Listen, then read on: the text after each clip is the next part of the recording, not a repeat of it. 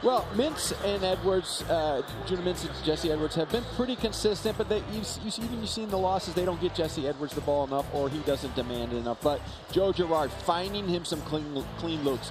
People are going to get up in his chest. They have to find a way to get him open. Your officials tonight: Lee Cassell, Tim Clockerty, and Isaac Barnett. Syracuse in their home whites, and it's the road blacks for Oakland. And Judah Mintz controls the opening tip, gives it up to JG3, number 11 in white. Your Syracuse starters, it's a little bit of a younger team, and it's one of the youngest teams that Jim Boeheim's had in quite a while, led by the freshman Mintz. Well, Oakland's going to come out in their zone defense. They're going to stay with it pretty much all night long, and Syracuse is going to do that. Go inside. As expected, inside to Jesse Edwards, and he has his first 2 of the game. Syracuse doesn't shoot the ball that well from the three-point line, so they're going to have to establish the paint first against this zone. Speaking of zones, we see a traditional 2-3 from Jim Boeheim's club. It's only right that the 2 longest tenured coaches at their school are mimicking each other. Oakland zone is a little bit of a 1-1-3, kind of a amoeba set. Syracuse, of course, in the extended 2-3. Here's one of the best all-around players, number 4, Trey Townsend. It goes out of bounds. It'll stay Oakland basketball. As we mentioned, Syracuse coming off a win at Notre Dame, 62-61. That snaps a 3-game losing streak, and unfortunately it's been more losing than winning for Greg Kampe and the Oakland Golden Grizzlies. Losers of 5 straight and 6 of their last 7, off to a 2-8 start this year. One of the weaknesses, Oakland, is they do not rebound the ball well. -9 on the season. They've got to try to find some way to get some second chance opportunities. There's Chris Bell, jump shot from the freshman short, and it's rebounded by Keaton Hervey, who had himself a double-double their last game against Purdue-Fort Wayne. Rocket Watts, the transfer from Michigan State and Mississippi State, misses his first shot. Watts has really struggled this season to get comfortable in his role with Oakland. Had 20 in their last game, but only 4 for his last 23 from 3. That one goes around and out. It'll stay Syracuse basketball. A nice job by Judah Mintz, just running the point against his zone, splitting the seam, drawing that second defender, kicking it out for the open shot by Bell. Here's Edwards, 14 in white, gives it up to Girard. One thing they want Joe Girard to do more is play off of 2 feet, and he did it there, got his first bucket. Excellent ball control, excellent organization against the zone. Syracuse very patient early. Girard making his 100th consecutive start for the Syracuse Orange. Good job down on the baseline. Oakland went right into the post from the top, and Benny Williams came over from the backside forward position and did a good job of closing out, building a wall. Smallest player on the floor, Jalen Moore, number 34 in black, also the most important player for this Golden Grizzlies team. Was 2nd in the nation in assists a year ago. 2 years ago, he led the nation in assists, but he's playing on a bad ankle. Playing on a bad ankle. Greg Kampe told us they're going to shut him down, actually, for 2 weeks after this game tonight. He's got his first time there, inside to Trey Townsend to get the scoring started for Oakland. That's one thing Syracuse must do, is they have to control more from the outside. If he starts dribble penetrating into the gaps, you'll see him. He can do that. He'll find the open man. And there's a turnover forced. The steal by Watts, and the 2-hand slam by Keaton Hervey, and we've got a tie ball game. Chris Bell is probably going to come out of the game. He just let Hervey just take the ball right out of his mitts. He's got to be a lot tougher. So what is the difference between a 2-3, similar to what Syracuse plays, and this amoeba-type zone that you talk about with Oakland? It will extend out. It'll match up more with shooters on the perimeter. But once the ball starts going down to the wing in the baseline, it really morphs into a 2-3, but they start out into a 1-1-3. Shot clock is still running, as is the game clock. The ball went out of bounds a couple of seconds ago. So play stops as they reset the shot clock and the game clock. And number 5 in white, another freshman for Coach Boeheim, checks in. Justin Taylor, freshman out of Charlottesville, Virginia. Spent a year at IMG before heading up to Central New York. Justin Taylor has played well as of late, and Jim Boeheim is starting to use him more, both in the backside forward, which he'll play now, and also he'll slide him up to the guard spot on special situations when he needs a bigger defender at the top of the zone. Well, we talked about these two head coaches who have as much tenure as any head coach at their current school in all of college basketball. Greg Kampe is second and will remain second because Jim Boeheim's #1, 47 years. But Coach Kampe's been with this Oakland program for 39 years now. Well, a real coach's coach. I always enjoy talking to Greg Kampe about basketball and the state of the game and life. He'll talk anything. Golf.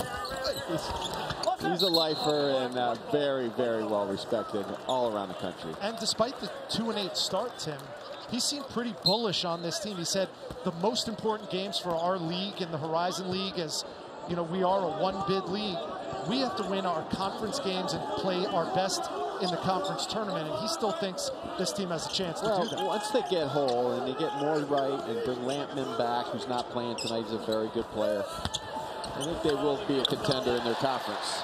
There's a pocket three by Justin Taylor, and that's a good sign for this Syracuse offense that struggles to score the basketball. Well, good job by Taylor, because he was ready to shoot. He had his feet set. The delivery was right into the pocket and perfect for him. Taylor had that breakout game against Bryant, 25 points for the freshman, but there's a jump shot by Trey Townsend, and he'll have a chance at a three-point play. Edwards just was a little bit late on the closeout. Must have got him right on the elbow. And you can see early, Oakland's trying to attack the zone two different ways, with more dribble penetration into the gaps on ball reversal and also the flash to the foul.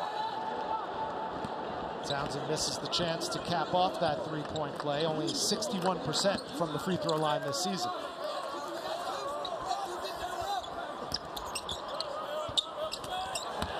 And there's another two-hand slam. Jesse Edwards has 2 buckets, both from close range. Good ball movement, very good spacing, and nice high-low from Williams to Edwards. Jesse Edwards in some rarefied air right now, averaging 12 points and 14 rebounds on the season. There's a lay-in underneath by Trey Townsend, and he has an early 6. Well, they're going into the high post, and then they're diving from the low box. And when that ball goes into the high post, the 5-man has to step up. That means the forwards have to drop and cover the paint.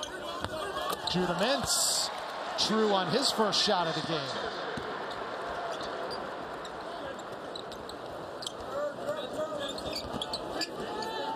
So we talk about both offenses struggling, and of course at the opening tip, both offenses seem to be doing quite all right. Well, Greg Kampe told us today, Rich, he said, we have not shot the ball well, but I think we're going to at some point. He's confident in his team as an offensive team, but their problem has been on the glass, and that you see the size of Edwards really giving them difficulty in the paint. Too easy for 14 and White, averaging close to 15 points a game and 12 rebounds a game. One of just 4 players in Division I who have those kind of numbers coming into tonight. Townsend, again, an easy 2. Joe Girard just a little loose with the ball. Trying to pitch it up to go out, get out in transition. And Oakland's coming here pretty feisty tonight. Girard, deep 3, too strong.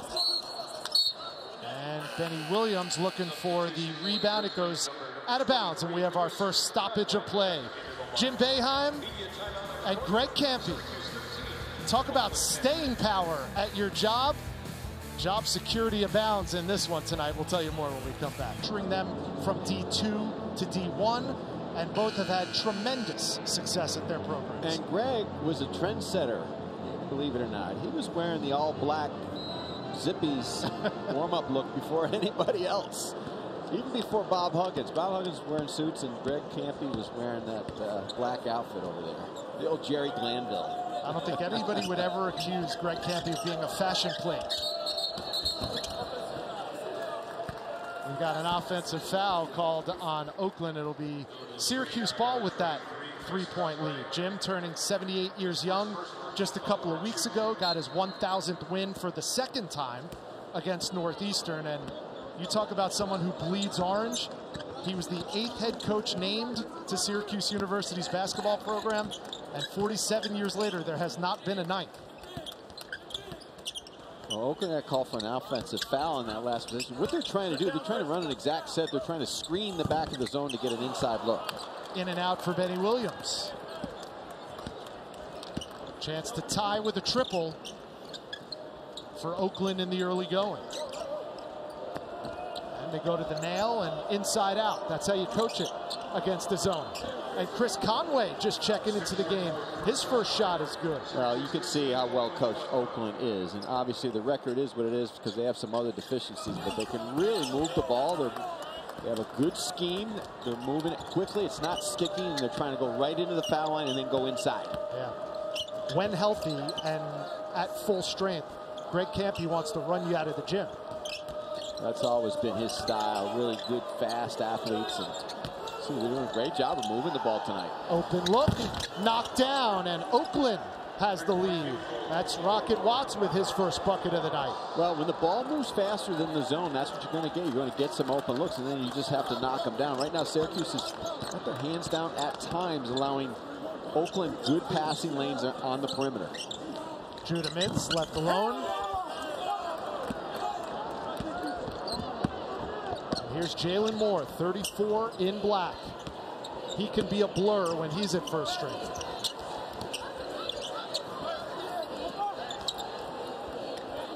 Watts tries it again.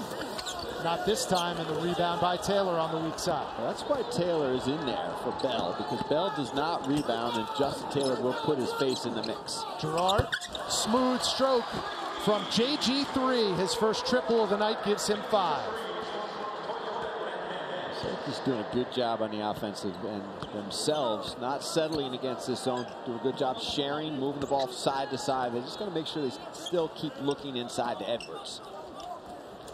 They go inside to Townsend on this end, and Trey Townsend is having a field day.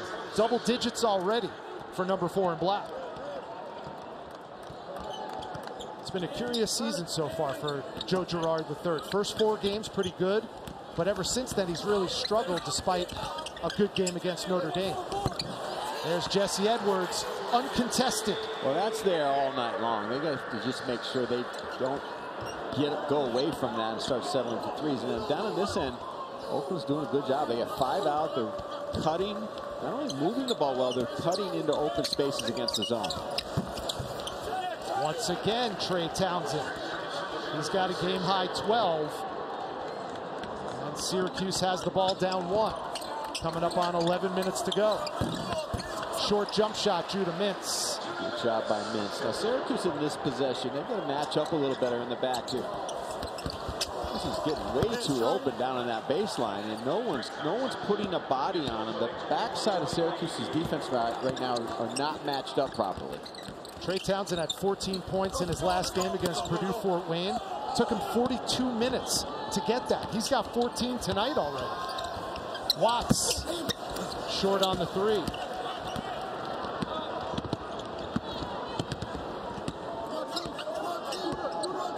Syracuse down by 1. Both teams starting out fairly hot on offense, and that continues for the Orange with a jump shot from Benny Williams, who's in the scoring column. But Benny Williams is doing a nice job presenting himself. He's flashing from the weak side right into that foul line area, and Oakland's giving him that easy look in the middle. Already 5 Orange have scored. They're up 1, 22-21, halfway through this first half.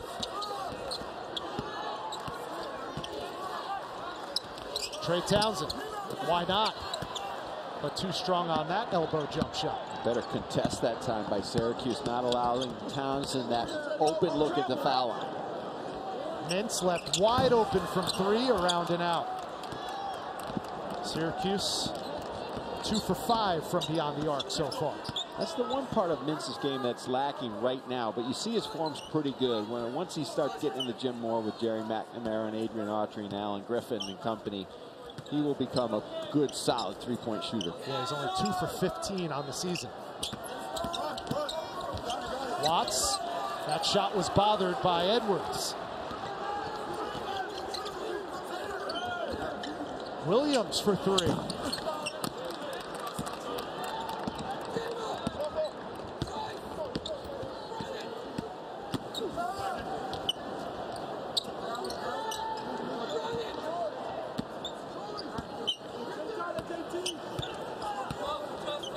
Jalen Moore, senior out of Cloverdale, Indiana, directing traffic.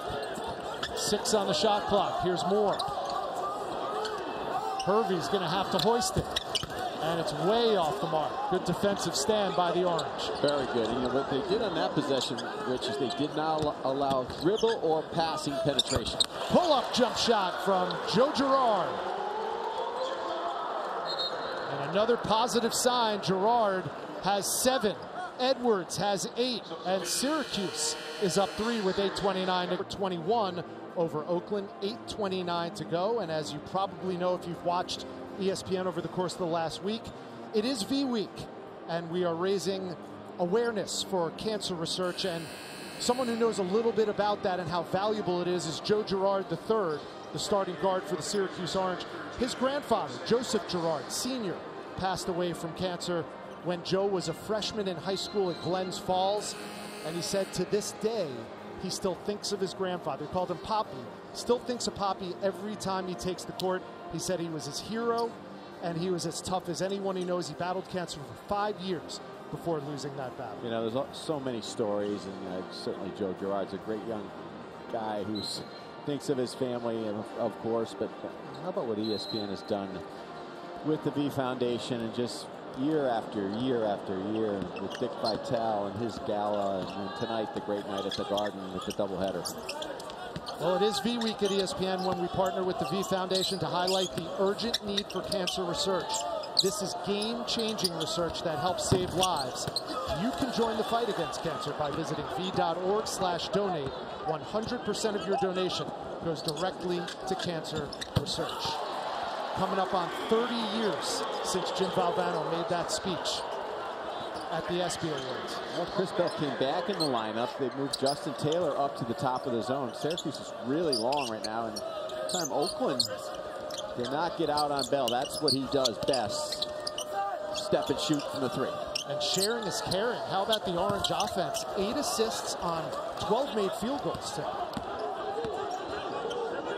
They're moving the ball very well against this zone. This zone right now, though, is not extending out, leaving some guys open. Bell was wide open again on that possession. Inside, Townsend thought better of it with Edwards looming.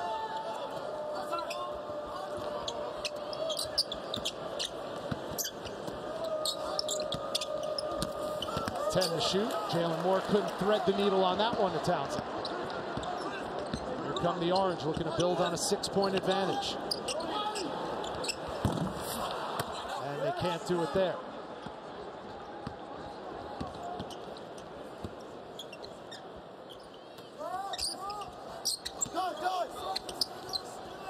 Townsend, short.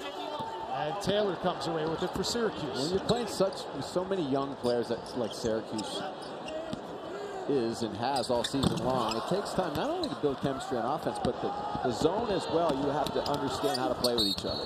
Left-hand layup attempt, and that's going to be a foul, sending Jalen Moore to the free throw line when we come back. A 6-point lead matches the largest of the night for Syracuse, 27-21 over Oakland. We're back right now. On the campus of Syracuse University, we have a full day of basketball Saturday that starts at 1 Eastern, but we're featuring this game at 5:30.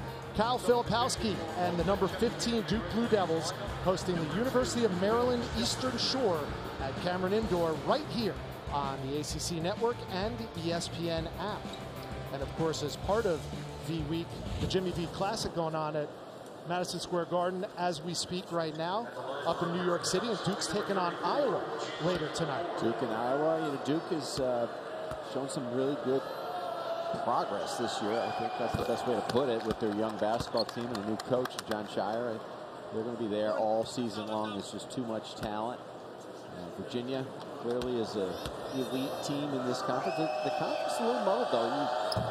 It's hard to tell who's for real and who isn't. I think Miami is another team that's going to be there all season long. And then a lot of teams that could be good.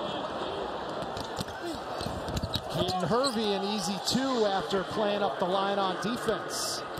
Well, that's just loose passing with the basketball. That's just no real reason for something like that. That just says you're not ready for the possession. A major size mismatch with John Bol Ajak in the game, and he's guarded by a seldom-used sophomore, Brody Parker, number 14 in black. Scramble for the loose ball, and as a jump ball, it'll be Oakland basketball. Jesse Edwards half caught the ball and then tried to put it on the floor, and the problem with that is that Oakland, when he catches it down in that low box area, if he doesn't have good position where he can just drop step and score, they're going to send the guard down and double him every time. You saw Brody Parker going to the bench. Good effort for him. A couple of minutes to give some of the regulars a blow. 4 dudes for Oakland played over 40 minutes in their overtime loss this past weekend at Purdue-Fort Wayne. This is a team that is as fleet of foot as anybody, but if you're logging that many minutes, you're going to start slowing down a little bit. Well, especially without Lampman out on the court, and then Moore playing a little banged up, although he looks pretty good tonight, Moore.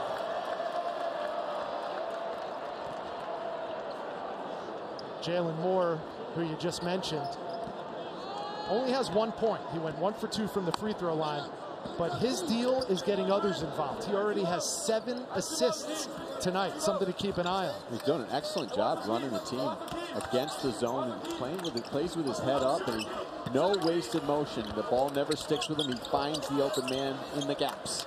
They go inside to Bol. Big to big passing. Jesse Edwards in double digits with 10. And John Bol Ajak is an excellent passer for a big man. He really has a good feel for the game. And Moore a little too strong on that alley-oop attempt. Oh, Chris Bell posterizes Will Shepherd, and we'll have a 3-point play attempt. Well, Chris Bell's been in a little bit of a Jim Boeheim's not wanted house because of his lack of rebounding, but this shows you what a physical specimen he is. So Jim will show him that tomorrow and say, wait a minute, if you can do this, you can get 3 or 4 rebounds. So I know that's been a point of contention within the Syracuse team, that the lack of rebounding from the forward spot. First free throw of the season just now from Chris Bell. Doesn't do a lot of his work on the interior. Likes the 3-point line, but he's learning. Townsend. He's had a great first half so far, off the mark on that one. Townsend leads all scorers with 14, but it's a 7-point Syracuse lead, their largest of the night. JG3 off the mark on that too. Here's a fresh 20 for Syracuse. And Bell threw it away, and it's saved by Oakland. And Rocket Watts going strong to the cup. He gets fouled, and we'll go to the line. Jesse Edwards tried to keep this play alive, but then the loose ball, that's allowing Oakland just to get out, and that's when they're really, really good.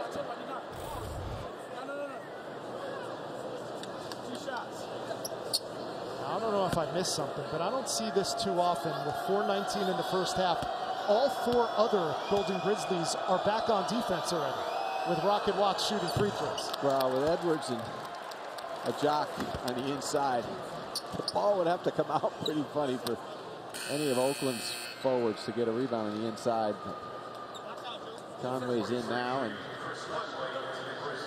they'll send a group of bigs at Edwards, but maybe Jim Boeheim's been playing Ajak. He did it for a long period of time against Notre Dame and Edwards together, but they play pretty well together. They don't get in each other's way. Ajak, as we said before, a good understanding of the high-low game. Here's a 3-on-3 matchup. Judah Mintz, Rocket Watts. Now a mismatch with Watts guarding Edwards and committing the foul.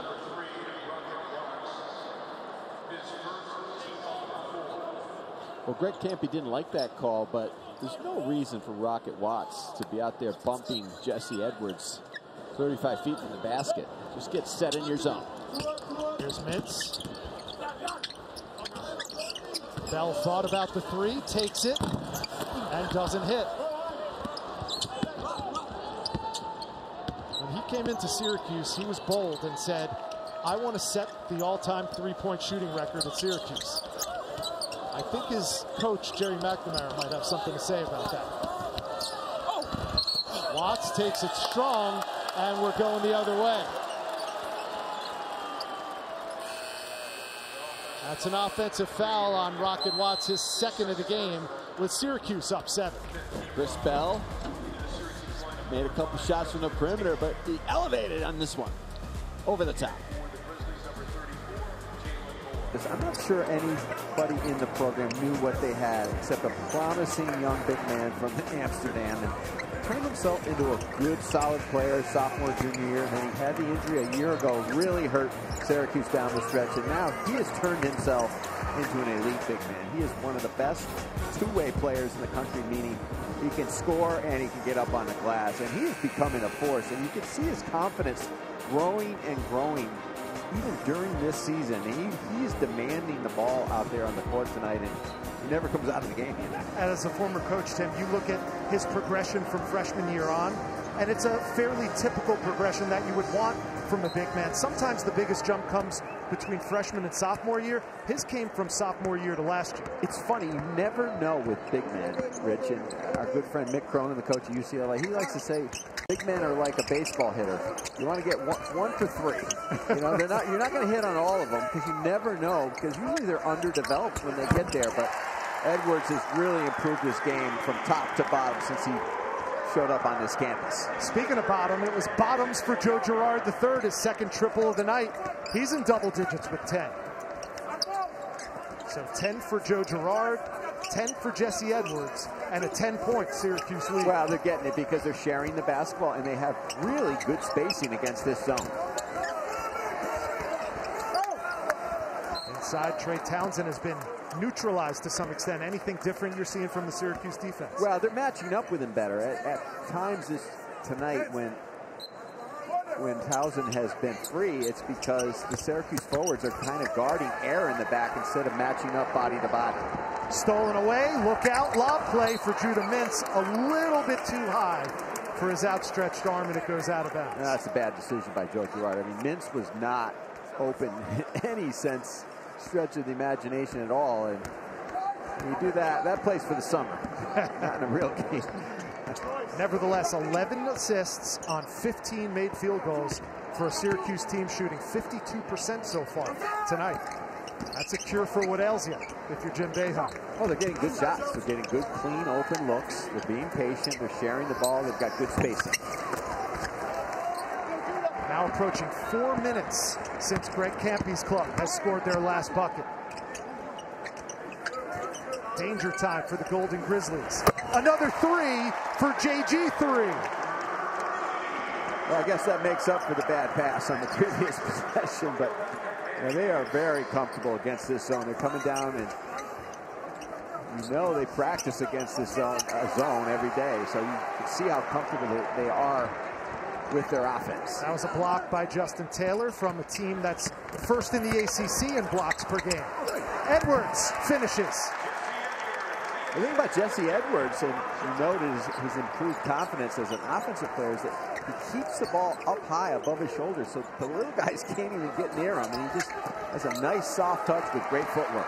For the 3rd straight possession, good hands by the Cuse defense.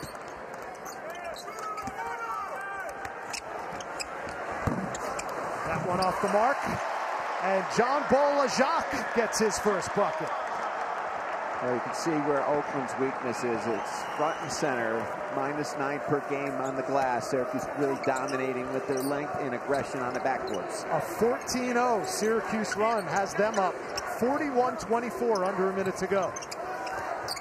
Parker way off the mark, and Syracuse looks to add to the lead.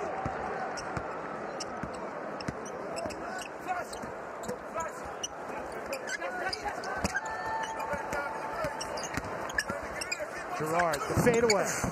He's got it all working tonight. 15, a game high for Joe Girard III. Well, that shows you a lot about a player, Rich. When you have a game like he had, scoreless on the road against Illinois, and he just couldn't find anything to go down, and then you have a game right out of the gate, right 3 days later against Notre Dame like that. It just shows you that he has a lot of confidence in himself as a player. He had 20 points in that game against Notre Dame. but still hasn't found the stroke from three-point range. In his last 4 games, he was 3 for 23 coming into tonight.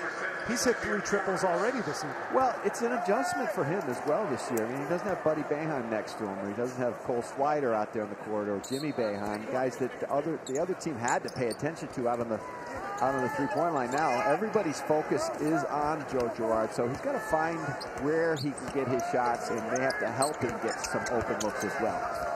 5 on the shot clock, 8 to go in the half. Jalen Moore, way off the mark. Last shot time for Judah Mintz. Driving in, and the bucket will count. That puts the exclamation point on a stellar first half offensively for the Syracuse Orange. This does not look like a freshman. This is a polished veteran, not just taking his time, had his head up, didn't rush the situation, knew the clock, body control, and completing it at the rim. We're at the half here at Syracuse. Now we send things to the studio. Kelsey, Dallin, and Booth. He was 3 of 6 from beyond the arc, an area where he struggled the last handful of games. And everyone's going to look at the offense, but I thought their zone was very good as well. They got back, they set their zone, they were long, they were moving on the pass, not on the catch. And when the ball did go down to the baseline, they tightened up with their length, with the forwards. Syracuse in their home whites will start the opening possession of the second half, up by 21, courtesy of an 18-0 run to end the first half. Same starting 5 as the start of the game, with Judah Mintz handling the rock and at the line shooting 2 for the first time tonight. Mintz, a highly decorated recruit coming to Syracuse via Maryland, went to Oak Hill, if that sounds familiar. We all remember that Carmelo Anthony followed a similar path. Well, the thing about Judah Mintz, and we've seen it tonight, it's continued tonight, but I really was impressed with him in the Notre Dame game down the stretch with his decision making. And at times, that's what freshmen struggle with, especially when you're a point guard, you're starting at a high level. You know, when to go, when to slow, because that's all you did in high school. You just you blew by people, but his decision making has really improved. Shepard was double teamed and gave it up to Townsend, and then Townsend will have an and one opportunity. Well, the ball comes down to the short baseline, and when that happens in the zone, the center's got to come over. First of all, they've got to present a better trap down there. If they're going to trap, they might as well trap hard, so he can't have any vision out of that trap. And what happens then is the backside forward's got to come over and cover the middle, and that's what Chris Bell did not do. So Townsend pays off the three-point play. He has 17 already to lead all scorers, averaging 16 a game coming in.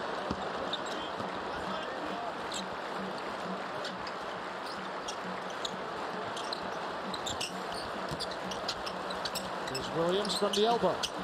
Looking for Edwards, couldn't get him. 10 on the shot clock for Syracuse. That ball deflected. And Williams gets fouled on the floor. That possession, Oakland looked like they were playing kind of a gimmicky type defense. The Rocket Watts on Justin Taylor. It was kind of a 1-3 and a chaser. Now they're in straight man-to-man.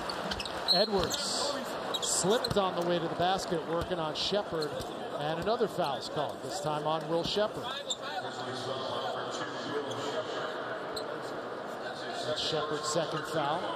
Greg Campy's telling Shepard, you don't need to play Jesse Edwards that tight 15 feet from the basket. They leave him alone that time, and he knocks it down. So that's the problem, though, when you tell players something. You don't have to play him as tight, but then you still have to contest shots because Edwards can make that little baseline shot. Jesse Edwards with 14. He's got a career-high 22 his last time out against the Fighting Irish. Oakland desperately needing to get some points and get them quickly, but they're 1 for 13 from three-point range tonight. Here's Mintz in transition.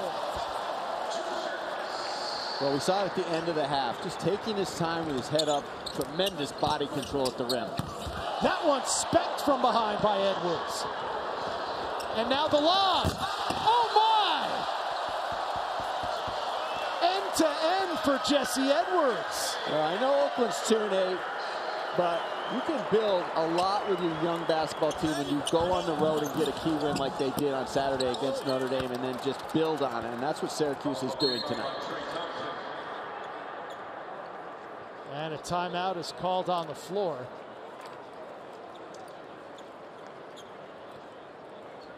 Well, Tim, we've seen a couple of highlight dunks courtesy of the Syracuse Orange already. It's been a complete effort. It started with their defense, good ball movement in the half court, but the big fella, Edwards, resisting at the rim and then having a little fun on a Tuesday night at the Dome. Campus of Syracuse University, where the homestanding Orange have a 53-29 lead over the Oakland Golden Grizzlies. 2 minutes gone by in the second half, and Syracuse with a comfortable lead. And we are joined by Syracuse University royalty, the athletic director, John Wildhack. I don't know about that, Rich. Joining us here at center court. And John, this game is a really good game if you're a Syracuse basketball fan. But Saturday coming up with Georgetown in town is going to be a special day for a number of reasons, not the least of which the Ring of Honor ceremony with Jim Boeheim and Dwayne Pearl Washington going in. You're right, Rich. It'll be a really special day, and there's no better game to do it than Georgetown to honor Coach Boeheim and Pearl, and you know the classic games we've had with Georgetown over the years, the battles we had when Pearl was here. So it's the right time to do it. We wanted to originally do it in 2020, but the pandemic interrupted all that. So to be able to honor Pearl and Coach Boeheim and do it against Georgetown, it's the right way to do it, and it will be a very, very special day. Well, another thing, John, and you've done a lot of this over the last few years under your leadership, is retiring numbers, and really well thought out whose numbers you've retired. And now coming up, the school's announced Jerry McNamara and Akeem Warwick.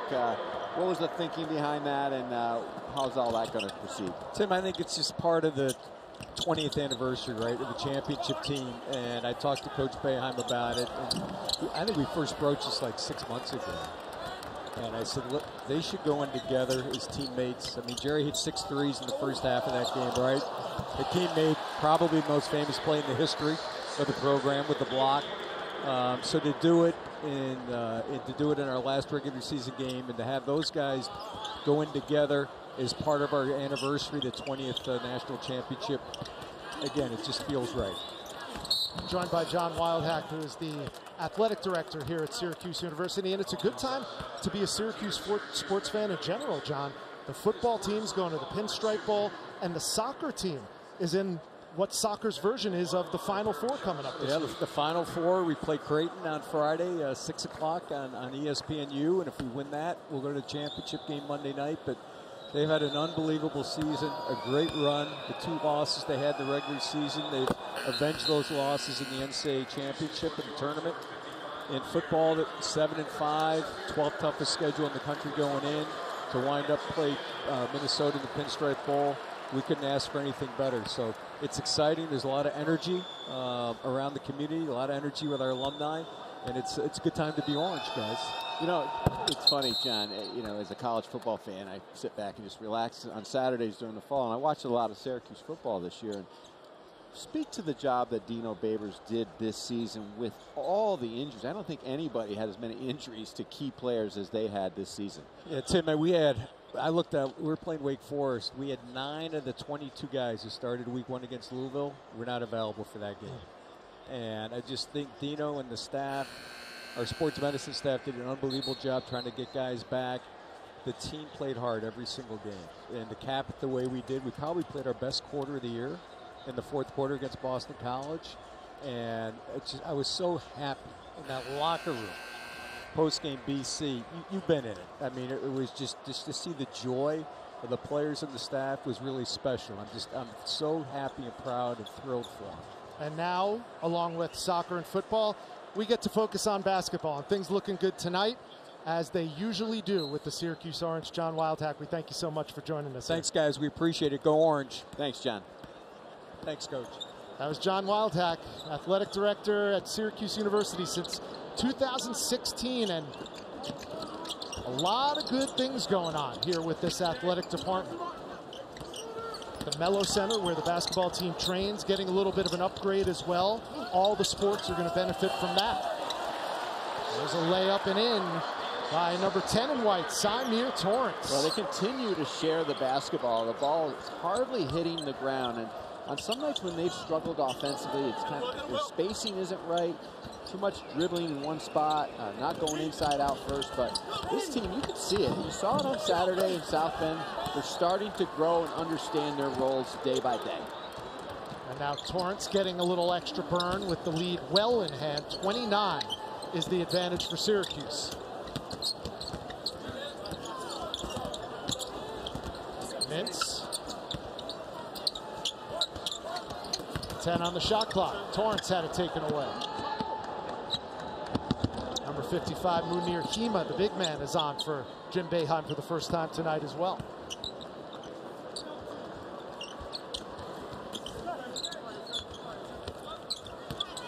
Here's Jalen Moore.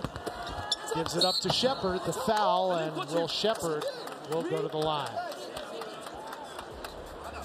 Well, another timeout on the floor. The under-16 media timeout with Syracuse up on Oakland by 29. The game well in hand. Ready to go alongside Tim Welsh. I'm Rich Hollenberg. Here's tomorrow's women's basketball game right here on ACC Network and the ESPN app. Elizabeth Kitley and number 7 Virginia Tech are in Chestnut Hill to take on a very balanced Boston College team. It's the ACC opener for both clubs. Our coverage begins at 6 Eastern. Well, Tim, 60 points for Syracuse, and there's still 15:40 to go in this game. They're shooting 62% from the field. I think you'd be hard-pressed to find a better offensive output from a Jim Boeheim team in quite some time. No, Jim Boeheim has been using his bench pretty freely tonight from the get-go, and good opportunity for some of these young players to step up and see where they are within the program. The Malik Browns of the world. Justin Taylor's played well tonight at times. Chris Bell's played better. There's Malik Brown with his first 2, right on cue.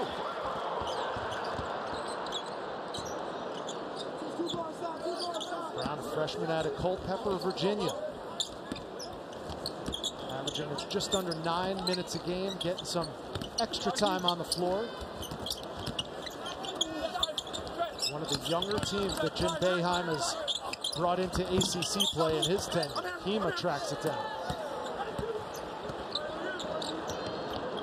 And you know, the cloud of Jim Boeheim retiring and when that's going to happen has been talked about for years. And the one thing you hear consistently from Jim is, I want to leave the program in good standing whenever I do decide to step away. And with this influx of young talent, that certainly seems to be the case right now. Sure, and you know, the question and the discussion is out there, obviously, because you've been here so long. But Jim is, knowing him as I do, and as everyone around him will say, is just still as energetic as ever, on top of it. I mean, you can't bring in a freshman class like this if you're not on top of the recruiting game. And he and his staff have done a good job of reloading, and an even better job being patient with these young guys. When you go and lose by 29 points on the road, and then a few days later got to go on the road again and play a tough ACC team and come out with a win, that shows you a lot about the character of your young players and the coaching as well. It was funny when we were talking with Greg Campy earlier this morning, and we said, how come you're playing Jim Boeheim again with your tough non-conference schedule? He said, well, we've played 4 times before. And I looked at him and I looked at me and I called him up and I said, Jim, how about one more time for these 2 old guys getting together? And Jim was like, you know what? It's the right thing to do. Let's do it. Sometimes it's as easy as that. Well, Greg Campy, one thing he usually does is win 20-plus games every year, and he still thinks that his team can compete in conference, and once they get whole. And obviously tonight he's just trying to get through this game tonight and get into conference season and get themselves healthy. And man, oh man, it does not get any easier for Oakland. This begins a 3-game stretch where they're here at Syracuse. They go all the way out to Boise, Idaho to take on a good Leon Rice Boise Broncos team. And then they wrap it up on the road at Michigan State against his former head coach, Tom Izzo. Well, Greg Campy, no one has ever accused him of being afraid of anything. So They'll take him on, and his theory is kind of like Tom Izzo's theory. We'll play whoever, whenever early, and then hopefully benefit from that in February and March. Quadir Copeland, number 24 in white, on the floor. Errant pass out of bounds. That's a rare Syracuse turnover. Just number 8 tonight for the Cuse. We talked about playing on 2 feet like Joe Girard has been attempting to do more of lately. That's where Copeland didn't do. Kind of got up in the air with nowhere to go. Hervey, no. Conway, no. And Torrance comes away with it. The local product gives it up. Malik Brown finishes. Nice job by Torrance. He had his head up, under control, knew what he wanted to do, waited for the defense to commit, then made the extra pass. It's been more than 5 minutes since Oakland's got their last bucket. As much as we want to talk about this Syracuse offense, the defense has shown up tonight. There's another easy 2 at the rim. This time it's Benny Williams. Benny Williams turns up the heat. He can get pretty much where he wants to go to on the offensive end. He's got to play a little bit harder and a little tougher. Syracuse closed the first half on an 18-0 run. They're in the midst of an 8-0 run now over the last 2.5 minutes. They built their lead up to 35 against Oakland.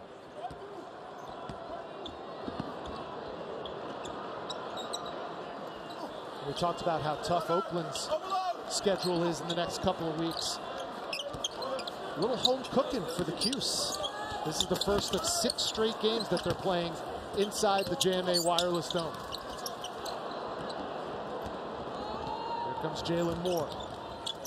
Usually a blur on both ends of the floor, but hobbled by an ankle injury, and you can see by his output that it's really affected him.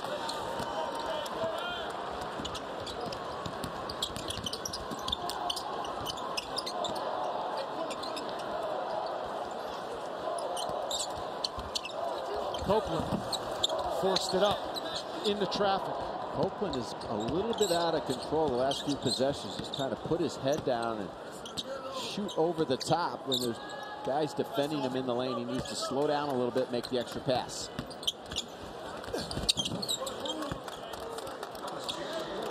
There's Jalen Moore for 2, and believe it or not, that is his first field goal of the night. Just 3 points for Jalen Moore coming in, averaging 13 a game. Now Copeland trying to make the most of his time on the floor, and I don't think it's acquitting himself that well. Now Copeland with the foul on the other end. And Moore goes hard to the deck. Timeout on the floor, 11:17 to go. All orange tonight from inside the dome is out as we went to break before the last timeout. Jalen Moore driving hard to the hole, got fouled hard by Quadir Copeland and had to be helped to the bench by a couple of assistants. And now it doesn't look like we'll see much more of Jalen Moore, one of the top scorers on this Oakland team. Well, he's been fighting that ankle situation, and I know Greg Campy told us they were going to shut him down for a couple weeks after, but he is a tough kid. He is back out on the court. Yeah. I should learn the lesson. Never underestimate the toughness of these college athletes, as Jalen Moore will shoot those 2 free throws. It will be interesting to see if he stays on the floor after the 2 free throws are shot. Well, Greg Campy just raved about Jalen Moore, understanding how important he is for their basketball team. You know, anytime you have a guy that's that unselfish and talented and just a leader, you've got to get him right, and he is just fighting through it tonight, playing his tail off. Had 13 points, 8 rebounds, and 5 assists in 42 minutes played in their previous game against Purdue Fort Wayne.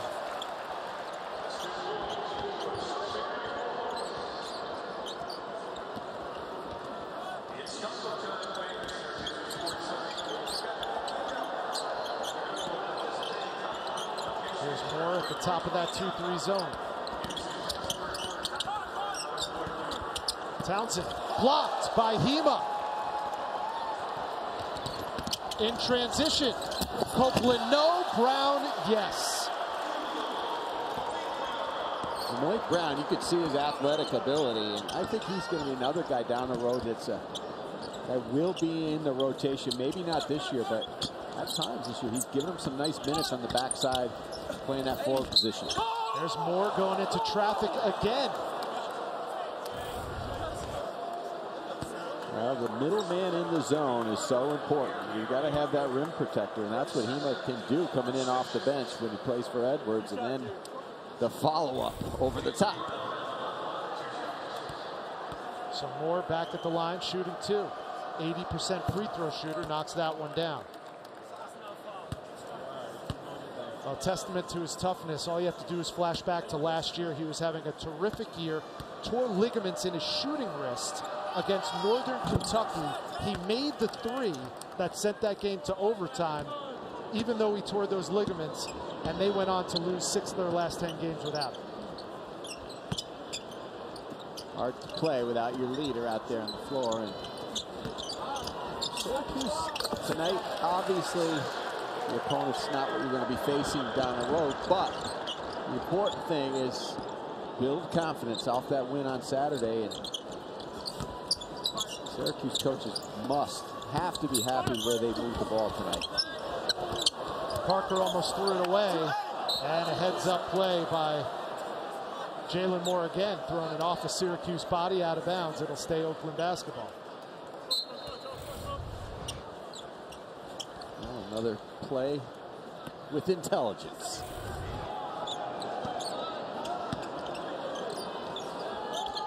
Greg Campy said when Jalen Moore is healthy, he's as good as any guard in college basketball, and on cue, he nails the 3. He's even more aggressive after he went down with the little fall he had. He's been looking for a shot. You see how good he is. He's smooth from the outside, but also balanced on the inside. 9 points, 7 dimes for number 34 with the ball, Jalen Moore. Tries it again. Got it again. Back-to-back triples for Jalen Moore.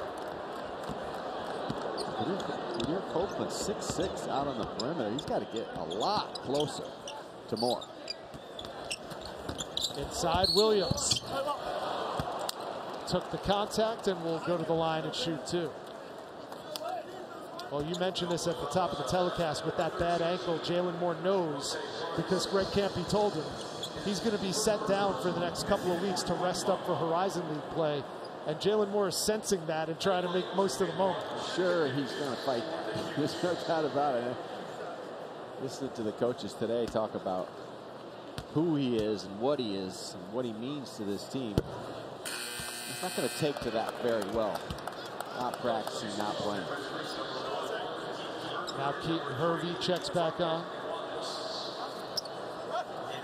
Joel Dang to the bench, as does Osei Price. Head to the Oakland bench. A 30-point Syracuse lead. They shot around 60% for most of this game. They're at 59% now.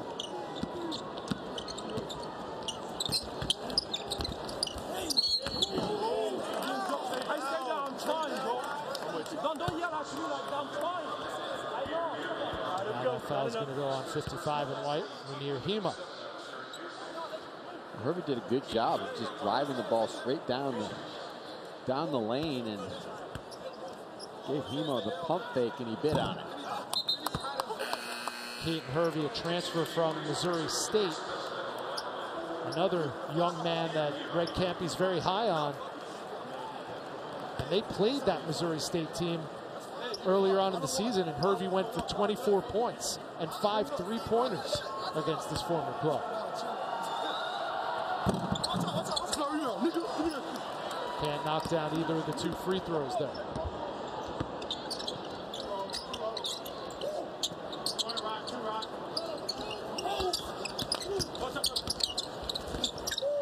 Copeland almost turned it over. 10 to shoot for Syracuse. Inside, shovel pass. And Torrance pays it off. Well, that's what they've done all night long. They've really been patient against this zone, spacing the court and making the extra pass with their head up. Rocket Watts had a couple of buckets in the first half, been silent in the second half. Here's Moore. Bad ankle and all.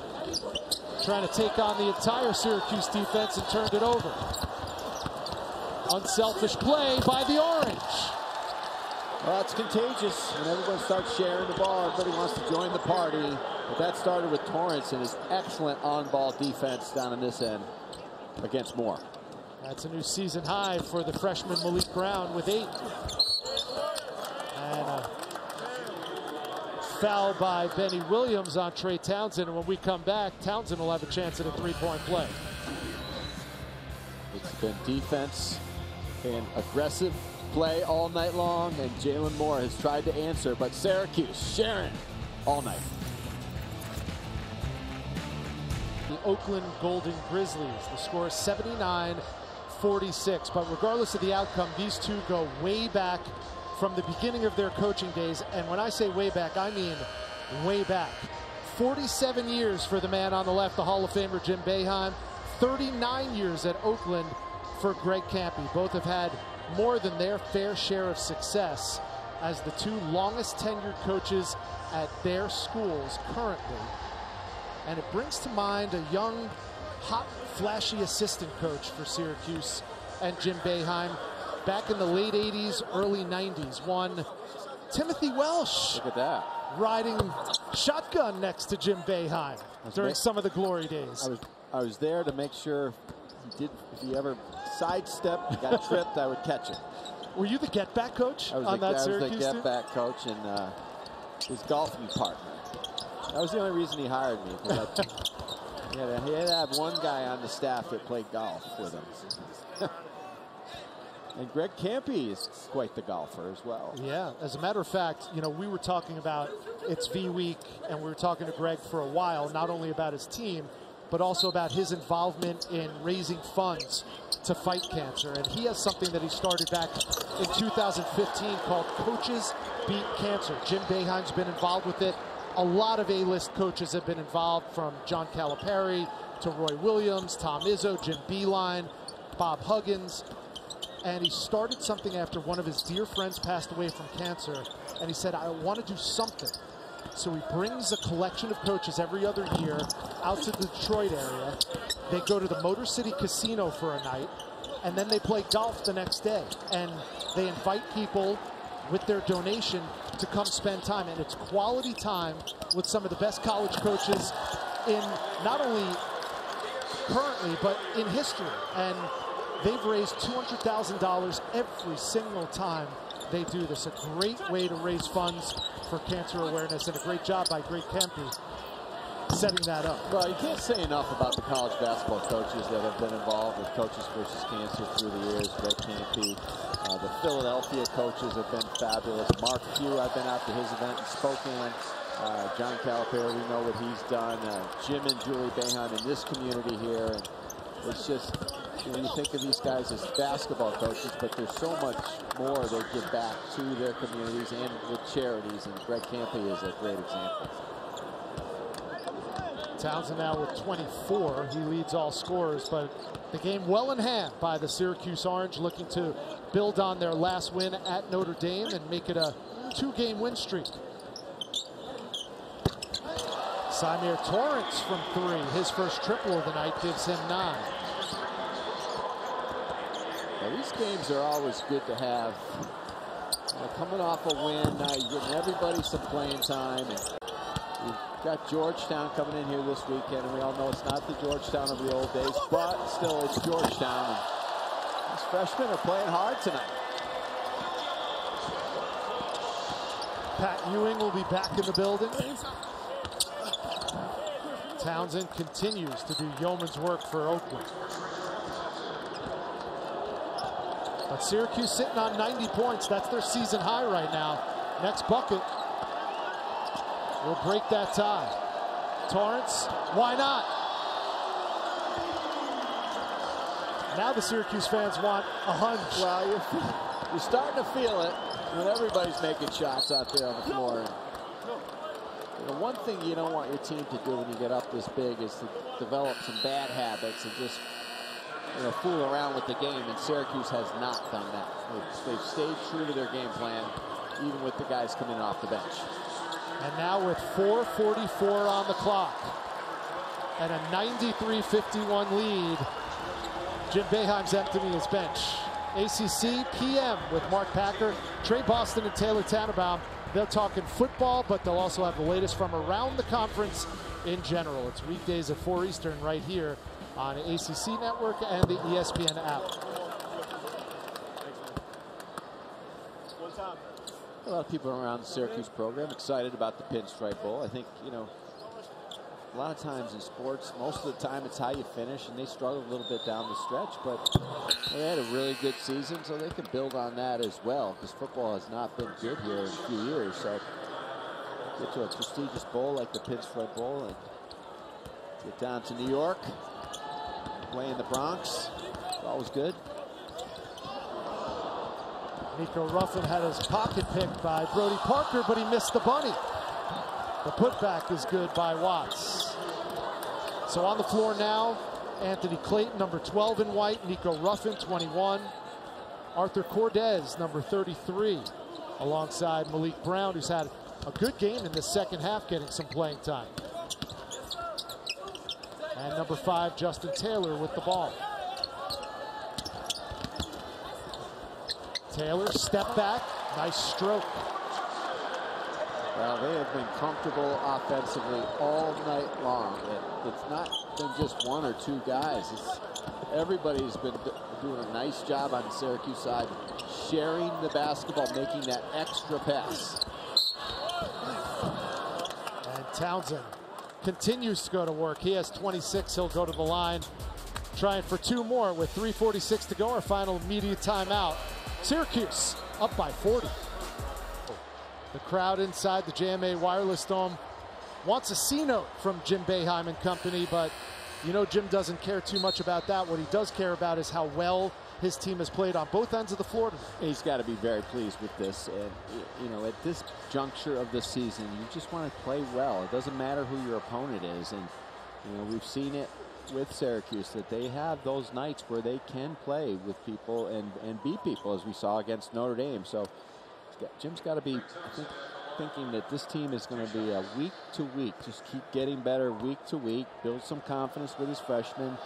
Keep that Judah Mintz, keep working with him to make better decisions. Find ways to get Joe Girard open, and know that you have an elite player in the middle in Jesse Edwards. Yeah. I know it's comparing apples and oranges, but the absurdity of the college basketball season back on November 29th, not even 2 weeks ago, they lost by 29 points to a ranked Illinois team. It was the lowest point total since 2019 and one of the worst margins of defeat for a Jim Boeheim era Syracuse team.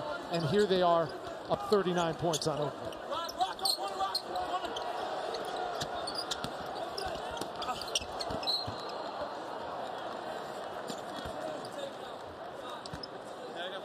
So once this one's put to bed, the Syracuse Orange will set their sights on an old Big East foe from back in the day. The Georgetown Hoyas come to town, as we saw and heard from AD John Wildhack. They'll be celebrating not only the late great Pearl Washington, but also Jim Boeheim, both going into the Ring of Honor. Only 6 members of that Ring of Honor. Before them, Jim Brown, Ernie Davis, Floyd Little, and Roy Simmons Jr. So Jim and Pearl are the first 2 representatives from the basketball program to have their names painted on the dome wall here at the Ring of Honor. Jim's name is already on the court, so that was, you knew that was coming next. But also just a really good job by John Wildhack and the athletic administration in the school. Retiring numbers, they started doing it a few years ago. They hadn't done it for a while, and then now they're starting to really catch up to all the greatness they've had here, both in the men's and women's program. Good hustle by Parker. Townsend, no. Shepard can't finish.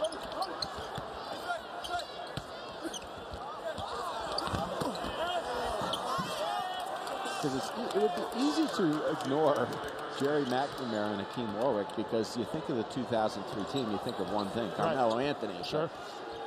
As Roy Williams once said at a golf outing we were at Pinehurst, where Jim was there with Jerry McNamara, he said, everyone thinks I don't like Jim Boeheim because they beat us when I was at Kansas. He goes, I like Jim Boeheim, I just don't like Jerry McNamara.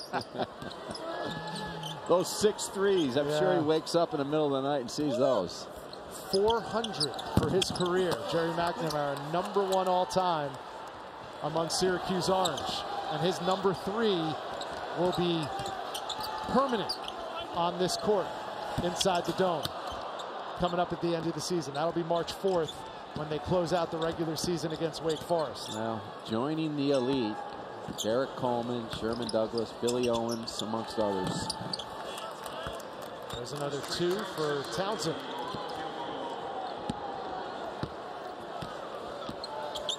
Townsend now with 29, 1 shy of his career high.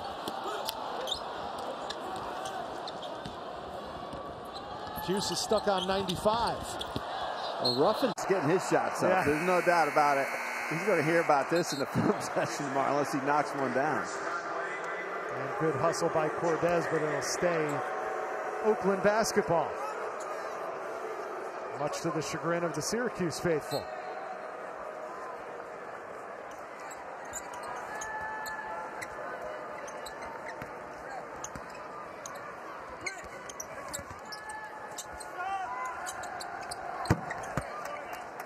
And 3 by Watts.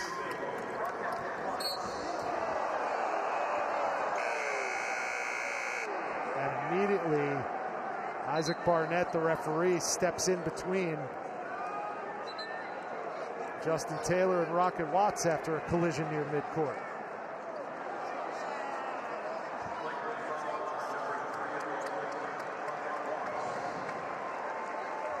And a flagrant 1 is called on Rocket Watts.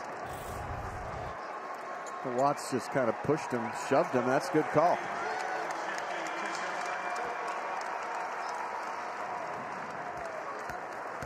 That is the definition of a frustration foul by Rocket Watts. And Anthony Clayton, trying to pay it off, missed the first of the 2 tees. I think all 3 of those pertain to that call.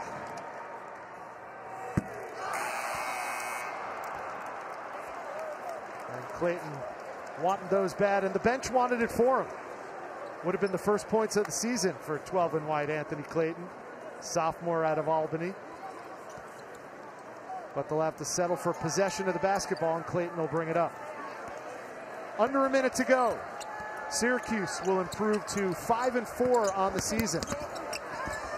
And after snapping a 3-game losing streak in that win in South Bend, they'll now try to build on a 2-game winning streak when they welcome in the Georgetown Hoyas Saturday. Here's Clayton again, no go. His teammates are begging him to get one. Making it, forcing the passes. He might get one yet. Oh, and he hits the deck at midcourt again. Not for lack of effort. Anthony Clayton. Well, he got tripped over there, but thought they might send him to the line. And rarely do you see Jim Boeheim in full grin on the sidelines, but when your team's up 39, you're allowed to let one out. You know, coaching all these young guys at times can be frustrating, and it tries your patience, but it's also fun to watch a young team develop. And you go through if you have the mindset that, listen, we have some talent, we're going to get better, the kids are listening, the players are listening, they're going to try, they're going to get in the gym extra, they're working to get better, and I think that's Jim's mindset with this club so far this season. Where do you see Syracuse now that you've seen them win the last couple of games as far as the ACC season? I think they're right there in that next tier off the top. They can be in that next tier. I think they're going to be in a lot of close games. You know, the Pittsburgh, Miami, Wake Forest, Clemson, Virginia Tech. They're right in that group, which they're all pretty even. It's going to come down to the close games. Well, the best overall performance of the season for the Syracuse Orange 95-66 your final score from the Dome as Jim Boeheim notches career win number 1,003, and Syracuse improves to 5-4 on the year. For everybody here at the ACC Network, including my broadcast partner, Tim Welsh, I'm Rich Hollenberg saying so long, happy holidays. We'll see you next time as Syracuse moves on. They face Georgetown coming up Saturday.